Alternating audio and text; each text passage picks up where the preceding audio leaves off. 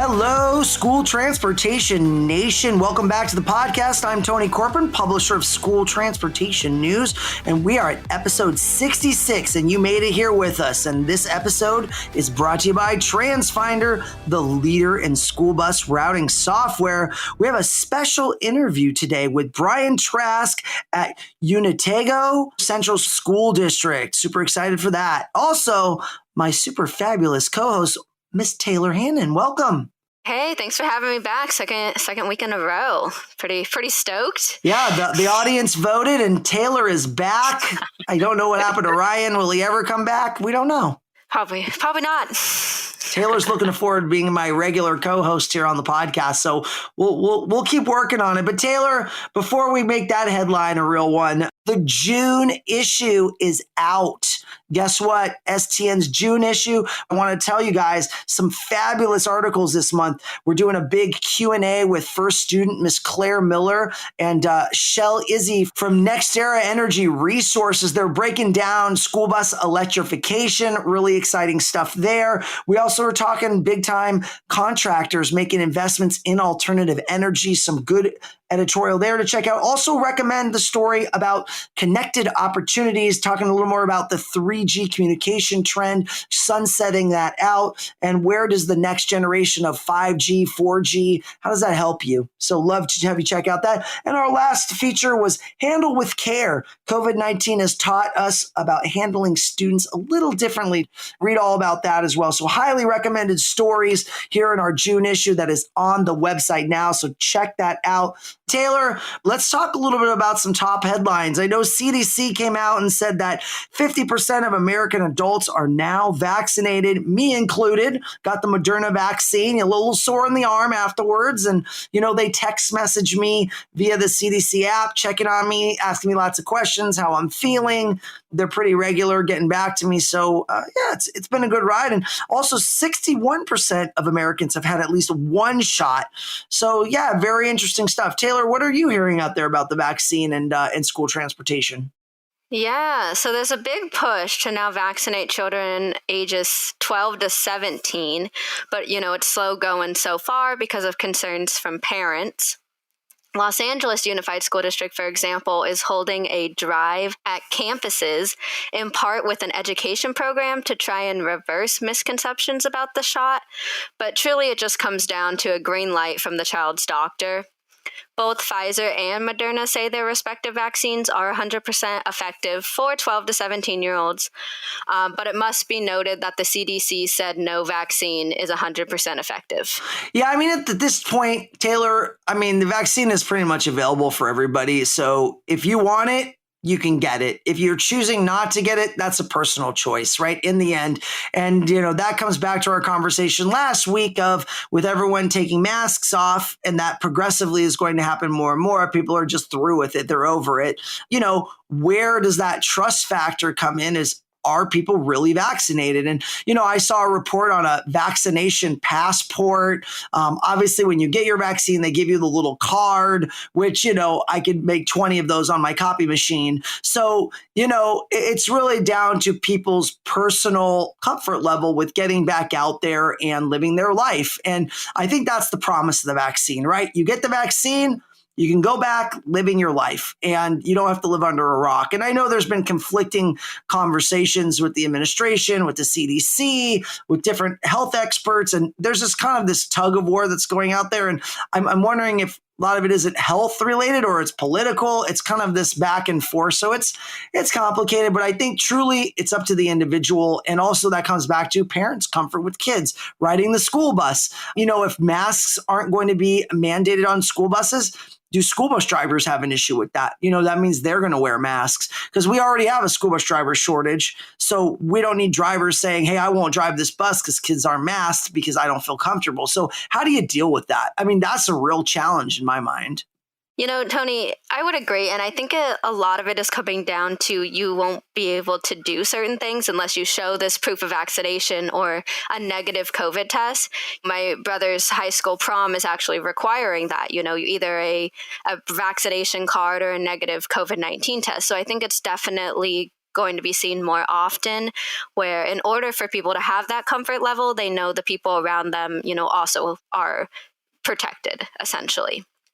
So, Taylor, other headlines. I received an email last week from Pat Scofield, who is the conference chairman over at NASDIPS, notifying us that they are no longer holding their annual conference in Grand Rapids, as well as they mentioned in their letter that NAPT will not host their meeting there either. So yes, looks like some other casualty conferences, but no fear, STN is here. We have the STN Expo Indianapolis. It's going to be October 1st through the 5th. We have STN Expo Reno, December 4th through the 9th, and also our Transporting Students with Disabilities and Special Needs Conference happening November 17 through 22 down in Dallas, Texas, a little suburb of Frisco. So we invite you guys to go check that out. You can find out more information at stnexpo.com.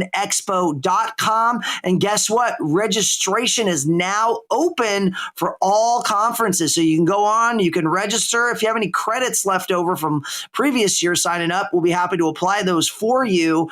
Please contact our team for more information. Go to our conference websites and see who our speakers are. We got some great lineup for you. We got Meredith Elliott Powell, who spoke at our virtual STN Expo. She's coming back. She's a business strategist expert. She's also going to be talking about hiring and kind of the world of acquiring talent, how you can look at different strategies, improve the way you hire drivers, mechanics, just staff in general. She's going to really help provide us a lot of tools. She's going to be our keynote at STN Expo Reno, as well as she's going to be leading the Transportation Director Summit there in Lake Tahoe, and that is in December 4th and 5th. So yeah, excited for that. We've also got another great speaker, Patrick Mulick. He's going to be headlining our Transporting Students with Disabilities Conference, so he is always a fan favorite. We also have our friend Ross Bernstein, sports author, business expert. He's our keynote at STN Expo Indianapolis, discussing kind of what are the greatest coaches in the world doing to improve their team, and how he's going to impart knowledge on you guys to help improve you, who better to improve than you, right? And help you kind of get better at engaging your team, addressing the concerns that your parents might have, just overall coaching you up a little bit. So we're excited to have all those great keynotes. We've got a bunch more planned. Go on the website, check that out again, stnexpo.com. Taylor, are you excited for the conferences? I just keep talking about the conferences. Oh my gosh, I am so excited. I am excited to get out of my tiny little room and see everyone again. I know I've been talking to transportation directors and they're excited, especially coming out of COVID-19, what are people doing? How are people handling the driver shortage? I know a lot of directors are looking forward to getting out, talking to each other, and having that face-to-face interaction that we've missed so much this past year and a half. Yeah, speaking about getting out, Taylor, it was a great Memorial Day. I had such a great time. Took my family to Disneyland. Can you believe it? Actually, California Adventure. So you got to make reservations, and it's at like 25% capacity. We had an amazing time. There were like no lines. I couldn't believe it. It's like the best way to do Disneyland ever. But, I think that Memorial Day, it's an amazing time. People are getting out. We saw people, some without masks, some with masks. Kind of depends on your comfort level. Families are getting together. Friends are getting together. So I think, everybody's ready to kind of get together again. How was your Memorial Day, Taylor? Yeah, it was good. I had some family come down from Arizona, so it was nice to be able to see them again and have them feel that comfortability to be able to travel and to be able to see us. It was really nice. And also, it's been sunny here. We haven't really seen any of that doom gloom, so I'm hoping that kind of sticks out this next month and it stays sunny here in California. Great. And I know, Taylor, there were some Memorial Day deadlines that basically have come up. Want to give us a fill in on what's going on with the administration on those things? Yeah, so an update on the infrastructure bill. It looks like President Joe Biden cut the amount to $1.7 trillion from the original $2.3 trillion. The GOP on Thursday countered with nearly $1 trillion after initially offering $568 billion. But Senate Minority Leader Mitch McConnell indicates that he wouldn't sign off on a package of more than $800 billion. The sticking point there is kind of raising the corporate tax rate. I know the school bus industry is eagerly awaiting word on if the bill will include some $20 billion over 8 years for the electrification of 20% of the national fleet of school buses, so about 95,000 vehicles. I'm voting for that, Taylor. I like the inclusion of electric school buses, right? I like school bus industry needs some love from the federal government. And I think for us to access this new technology, it's a must have. So I'm putting my vote in now. Yes, for electric school bus funding. I think they're going to take it into consideration, Tony. Don't worry.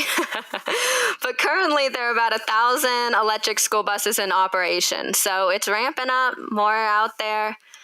Meanwhile, the Senate Environment and Public Works Committee last week passed its markup on the Surface Transportation Reauthorization Act of 2021. Though it is $100 billion short of what President Biden called for in his American Jobs Plan.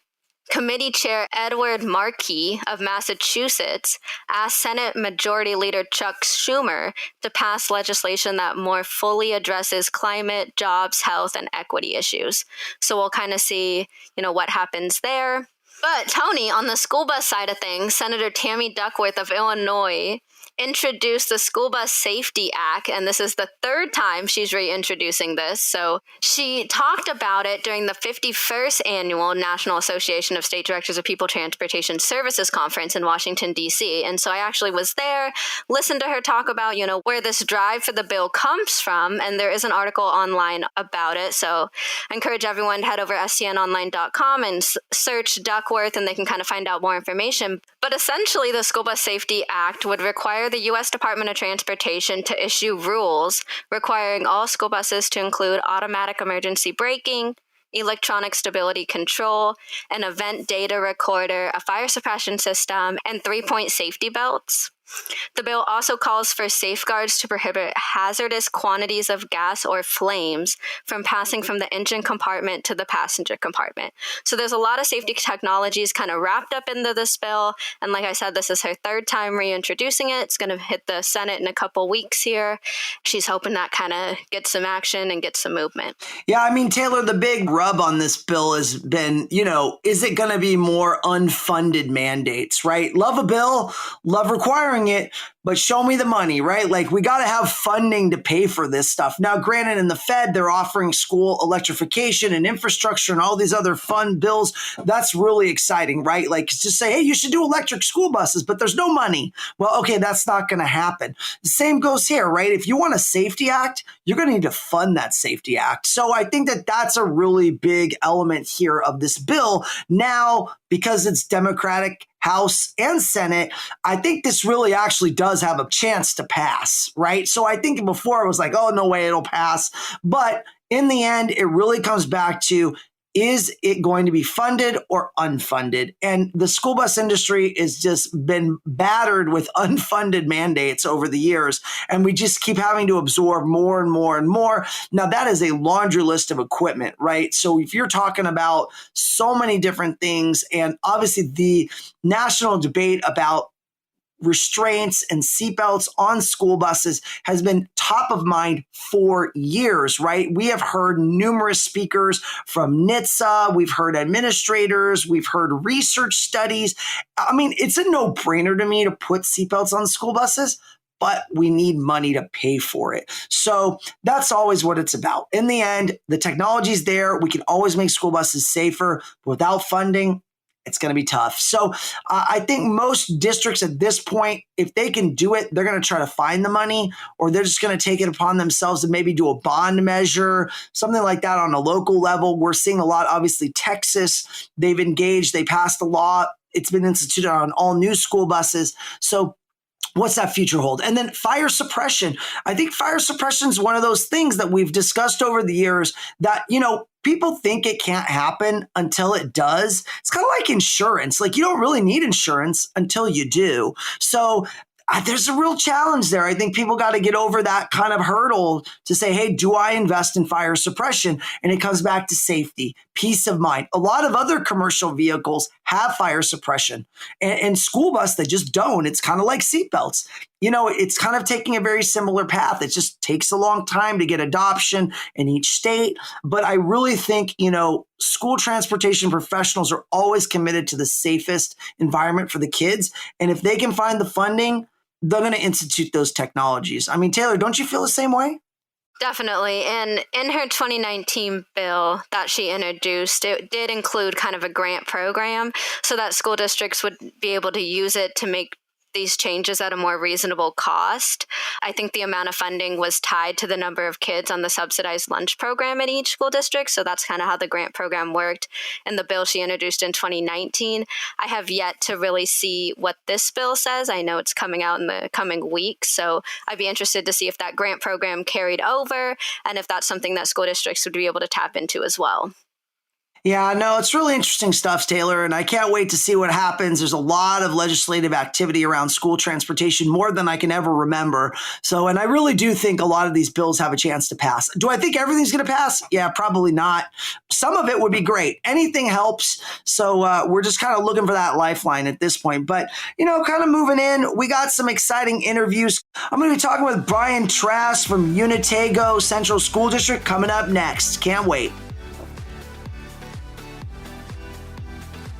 All right, friends, super excited to welcome to the School Transportation Nation stage, Mr. Brian Trask. Welcome to the party. Thank you. Excellent. So glad for you to be here with us. So Brian is the Director of Transportation at Unatego Unified School District out in New York, kind of in the upstate New York area. You want to give us a little information about your districts, how many students you transport, buses you have?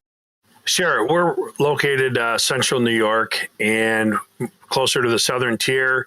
We currently transport 750 students. So we're a little on the small side, and about 25 vehicles at any time. Excellent. And then of the issues that you faced with the pandemic, I know New York has been kind of at the forefront of the conversation during the whole up and down, left and right. You've been bobbing and weaving this whole time during this, and you're finally back to business. I know the Mayor Bill de Blasio came out last week and basically made a comment to the effect of, hey, we're not offering virtual learning anymore. It's in person or nothing. So I figured that's the signal to you that you guys are going to be back full steam in 21-22, correct? Well, all the indication says we are. I know that New York City school system is going to be doing things a little bit differently. Most of the stuff upstate is done county by county, and we do not have any guidance currently as far as what next year is going to look like. But all indications are we will be back in person 5 days a week. Got it. And then what do you see as some of the things that you've learned during the pandemic that you feel like are going to apply into the new school year? Do you see some of the cleaning? Maybe there's air purification. Maybe you're looking at how you're using your technology. Anything that you've implemented that's unique that you'd like to share with the audience? Certainly all the above. Cleaning, we have done several different things this year in a line of cleaning and disinfecting, both in the schools and on the buses and, just general around the buildings and the facilities. And I certainly see some of that stuff staying in place. As far as the scheduling and that kind of stuff goes, we have always strived to maximize our routes with the most number of students and be most efficient. And this kind of changed that a little bit, where we had to social distance, we had to put less kids on the bus, and we had to be more concerned with the time. So some of that stuff we will probably have to take in consideration depending on what the pandemic is like when we come back in the fall. But hopefully some of that stuff can be streamlined back to the efficiency that we had before. Yeah, you hit on a key point there, kind of optimization. So the pandemic kind of forced us to be less optimal, right?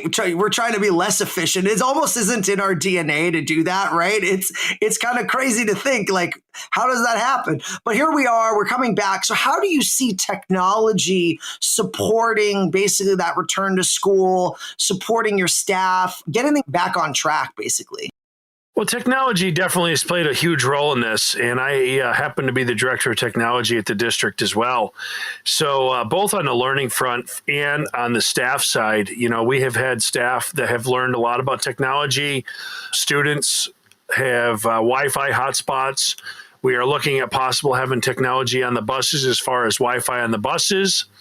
And certainly technology, there's conversations across the state about maybe more remote learning in the future on a bad weather day. Here in New York, we do have snow days and stuff like that. So there's conversations about that. And technology, as far as the routing goes, we've definitely learned a lot about what we can and can't do on the buses and on the routes. So I see all that going into play going forward as well. Great. And what other kind of technology are you using? Are you doing parent communication apps, GPS? Are there any other kind of pieces of the puzzle that you're leveraging to help assist your parents? We certainly are. We use a call system to contact our parents as much as possible. And of course, on the school side, we also have a lot of apps to push out notifications to the parents through the Google Classroom environment and some of the other software and some of the apps we use. So we certainly are using that. And I've also used the call system and tied it into our transportation. So if I need to get a message out to a group of students, I have it broken down so I can actually just reach that group of students very quickly and efficiently via phone call or email. Wonderful. And what routing platform are you using right now? I currently use TransFinder, and I use the TransFinder Pro, and that's what I primarily use for routing at this point.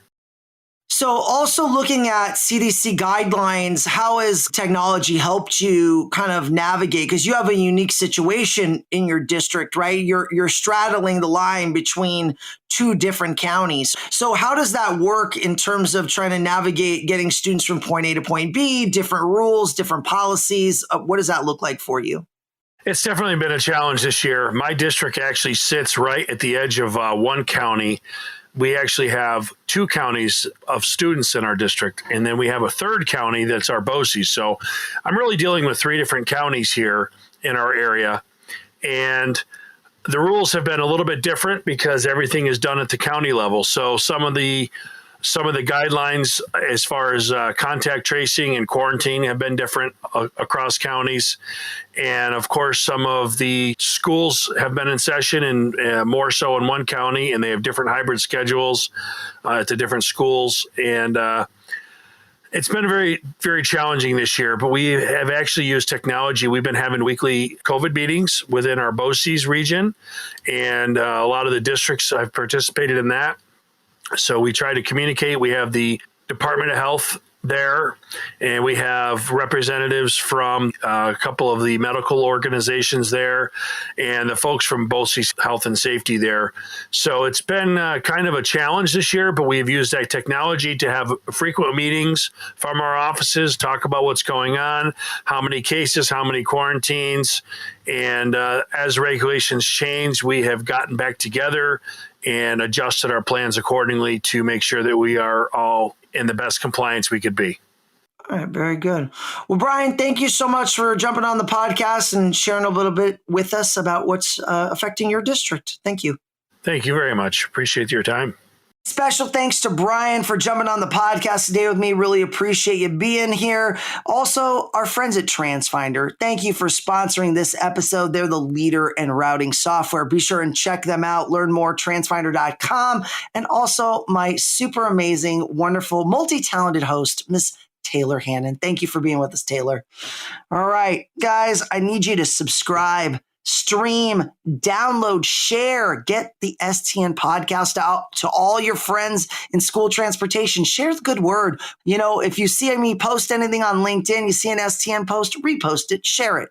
Please, guys, we need your help out there. Can't do it alone. Don't forget to give us a review, too. We love 5-star reviews, Apple Podcasts, Spotify, wherever you listen to podcasts. Also, stnonline.com, the place for all the latest news, analysis, funding opportunities, legislative updates, just everything school transportation that you love to hear from us every day. Taylor, Ryan, the editorial team, they are hot on the trail of really great stories. We're always updating the website, so be sure and check out for the latest and greatest. Last but not least, stnexpo.com. Sign up today for all the conferences. We're open for business. Make sure and lock in that super early bird discount. Save $200 right now. Go on there, register. We'd love to see you in person. All right, nation, that's all I got for you. Really excited to have shared this great episode with you. We'll see you next week. We love you.